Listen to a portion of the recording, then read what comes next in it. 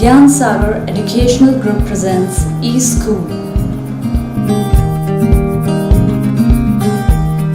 अब इसकी अगली साखी है।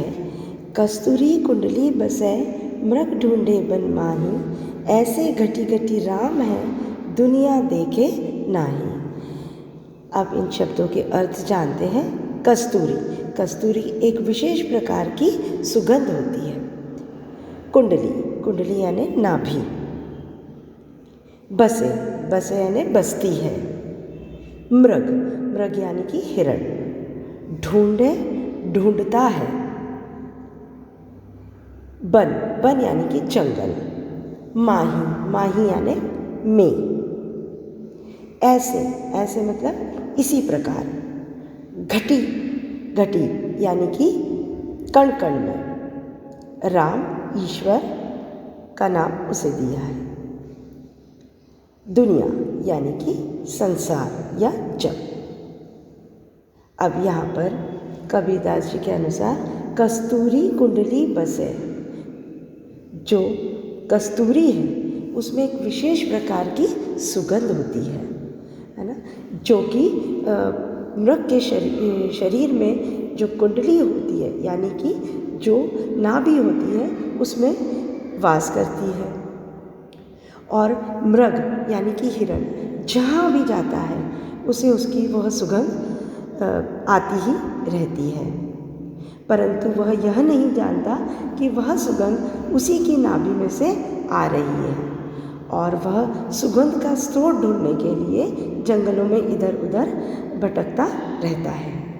इसीलिए उन्होंने कहा कस्तूरी कुंडली बसे मृग ढूंढे बन माही, यानी मृग के कुंडली में ही यानी कि मृग की नाभि में ही कस्तूरी का वास होता है, एक विशेष प्रकार की सुगंध का वास होता है, परंतु वह उस खुशबू के पीछे पीछे पूरे वन में ही भटकता रहता है। ऐसे घटी घटी राम है दुनिया देखे नाही। इसी प्रकार कण कण में ईश्वर का वास है, परंतु मनुष्य जो है वह उसे पूरी दुनिया में ढूंढता फिरता है। अब वह यह नहीं जानता कि ईश्वर का वास तो कण कण में है, उसके भीतर ही ईश्वर विद्यमान है। ईश्वर सर्वत्र है। यदि वह इस सच को जान जाए तो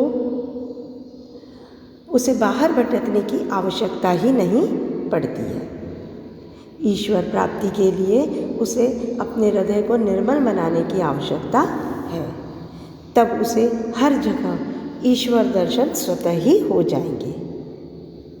अब इसकी विशेषता या शिल्प सौंदर्य यह है कि यह यहाँ पर जन जन की भाषा का प्रयोग किया गया है। कस्तूरी कुंडली में और दुनिया देखे में अनुप्रास अलंकार का प्रयोग है। घटी घटी में पुनरुक्ति प्रकाश अलंकार है।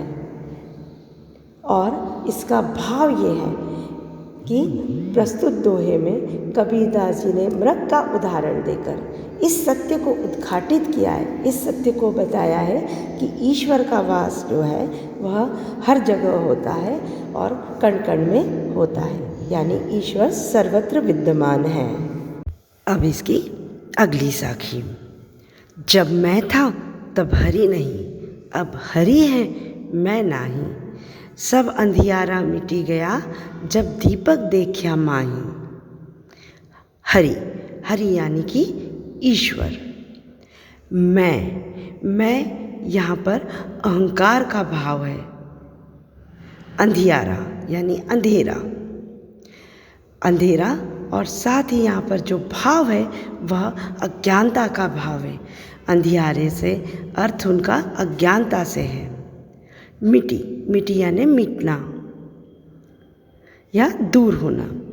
दीपक, दीपक यानी कि प्रकाश, और दूसरा इसका भाव है ज्ञान से। अब इन पंक्तियों में कबीरदास जी क्या कहते हैं कि जब मैं था तब हरि नहीं, अब हरि है मैं नाही। जब तक मेरे अंदर मैं अर्थात अहंकार की भावना थी तब तक मुझे ईश्वर अर्थात हरि प्राप्त नहीं हुए थे, मुझे ईश्वर नहीं मिले थे। अब जब ईश्वर मेरे मन में है, अब हरि है मैं नहीं, अब जब ईश्वर मेरे मन में है तो अहंकार पूरी तरह से मेरे अंदर से मिट चुका है। सब अंधियारा मिटी गया जब दीपक देखा माही। जिस प्रकार अंधकार और प्रकाश यानी कि ज्ञान और अज्ञान एक साथ नहीं रह सकते। अज्ञान तभी तक है जब तक ज्ञान नहीं है, और अंधेरा भी तभी तक है जब तक उजाला नहीं है। उसी प्रकार अहंकार तभी तक रहता है जब तक हमें ईश्वर के दर्शन नहीं हुए हैं। ज्ञान की ज्योति जल जाने पर अज्ञान जैसे दूर हो जाता है, उसी प्रकार ईश्वर की प्राप्ति होने पर हमारे मन से अहंकार का भाव भी हट जाता है, हम अहंकार से मुक्त हो जाते हैं। यहाँ पर इसका भाव ये है कि जब तक हमारे मन में अहंकार का वास होता है तब तक ईश्वर की प्राप्ति संभव नहीं है। अहंकार के दूर हो जाने पर ही ईश्वर की प्राप्ति संभव है। ईश्वर और अहंकार दोनों एक साथ नहीं रह सकते हैं। इसकी विशेषता यह है कि मैं शब्द में के प्रयोग में विशेष सौंदर्य दिखाई देता है। दीपक देखिया हरि हैं में अनुप्रास अलंकार का प्रयोग है। नाही माही जैसे लयात्मक शब्दों का प्रयोग किया गया है। सरल सहज एवं सदुक्कड़ी भाषा का प्रयोग है। अंधियारा अज्ञानता और दीपक ज्ञान का प्रतीक बताया गया है। अब इसकी अगली साखी। सुखिया सब संसार है, खाए अरु सोवे, दुखिया दास कबीर है, जागे अरु रोवे। सुखिया यानी कि सुखी, खाए यानी कि अपना पेट भरना या केवल अपने बारे में ही सोचना।